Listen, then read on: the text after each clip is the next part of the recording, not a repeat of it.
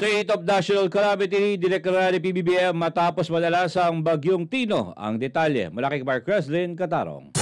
Inaprubahan ng Pangulo ang panukala ng National Disasters Reduction and Management Council na magdeklara ng state of calamity sa ginanap ng situation briefing sa punong tanggapan ng NDRRMC sa Camp Aguinaldo, Quezon City nitong Huwebes. Sinabi ni Pangulo Marcos na patuloy ang ginagawang rescue at relief operations para sa lahat ng naapektuhan ng bagyong Tino habang naghahanda naman ang pamahalaan sa pagdating ng bagyong Uwan. Mabigat talaga ang pagkatama sa Cebu.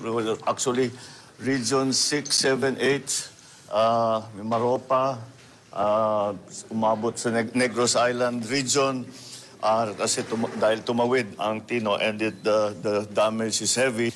Because of the scope of, shall we say, problem areas that has been hit by Tino and will be hit by Uwan, there was a proposal from the NDRMC, which I approved, that we will declare a national calamity because ilang regions na yan.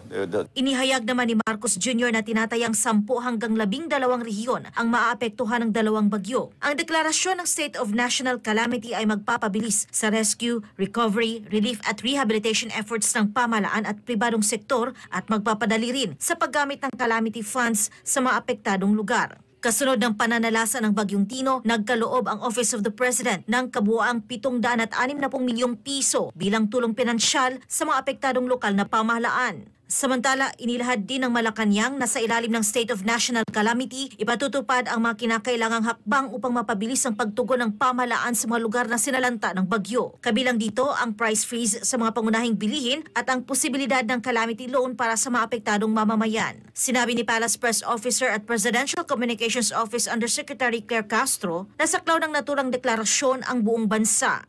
Nakausap po mismo natin ang pamunuan ng DTI at sila po mismo ang patungkol sa price freeze or pag-monitor ng mga halaga ng basic commodities and items. Ito po ay pangkalahatan. Sa kasalukuyan, hinihintay ng publiko ang opisyal na dokumento ng State of National Calamity na nilagdaan ni Pangulo Marcos upang formal na maisagawa ang mga nabanggit at para makita ang tiyak na mga detalye ng saklaw at tagal ng mga hakbang na ito. Para sa Diyos at sa Pilipinas kong mahal, ito si Creslin Catarong, SMNI News.